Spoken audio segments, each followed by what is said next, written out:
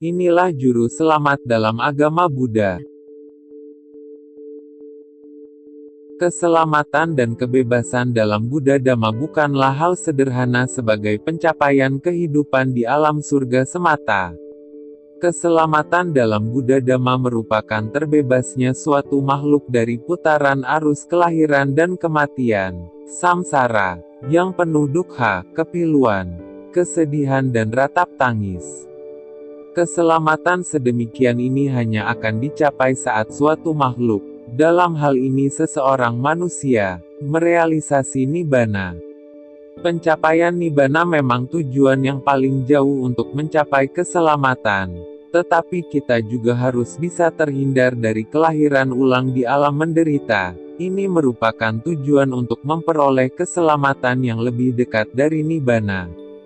Lebih lanjut bahwa dalam Buddha Dhamma, tidak diajarkan adanya sosok juru selamat yang hanya dengan beriman kepadanya, mengakui keberadaannya, meyakininya, maka dosa-dosa kita, umat manusia, akan sepenuhnya terhapuskan, dan kita terjamin dalam kehidupan yang kekal abadi karenanya.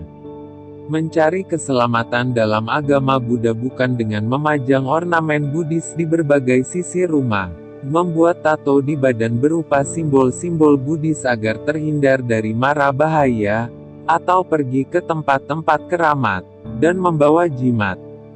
Bukan seperti itu. Perilaku seperti itu justru menunjukkan seorang umat Buddha masih kental dengan pandangan salah, micca ditthi, tidak meyakini terhadap kebenaran hukum kama. Idealnya, seorang umat Buddha menjadikan agama Buddha sebagai identitas diri, bukan hanya sebagai formalitas pengisi kolom agama di KTP, atau sekadar sebagai syarat untuk melakukan pernikahan. Perilaku umat Buddha melalui ucapan dan badan jasmaninya secara tidak langsung dijadikan cerminan terhadap kualitas agama Buddha. Uraian Buddha tentang seorang yang berada di jalan Dhamma sebagai berikut. Bukan karena banyak bicara, seseorang disebut sebagai orang yang pandai dalam Dhamma. Tetapi meskipun baru mengerti sedikit dan melaksanakan dengan tekun, maka ia pantas disebut sebagai orang yang menegakkan Dhamma. Meskipun mengucapkan kata-kata yang merdu, berpenampilan menarik, namun penuh dengan keserakahan, iri hati dan kebohongan, maka ia tidak pantas disebut sebagai orang baik dan bijaksana.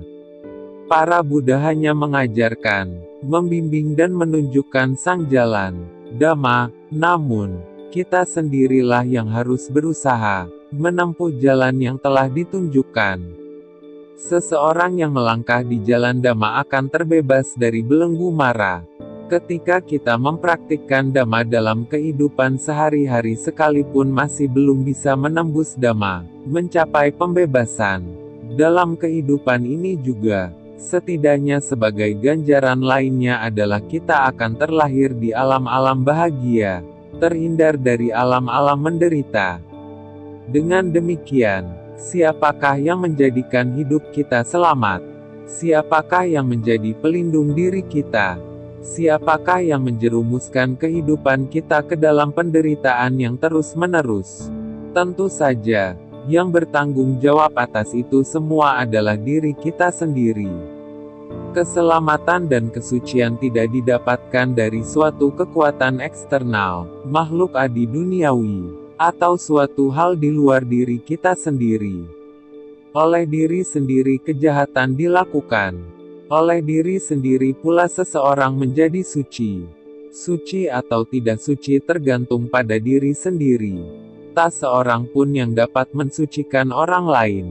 Orang-orang dungu tidak memiliki kebijaksanaan bersikap bagaikan musuh terhadap diri mereka sendiri. Mereka selalu melakukan perbuatan jahat yang menghasilkan buah yang pahit. Perbuatan itu dilakukan dengan tidak baik. Setelah dilakukan, kemudian disesali, akibat yang akan dialami menangis dengan wajah basah oleh air mata, selain kepahitan hidup yang dirasakan.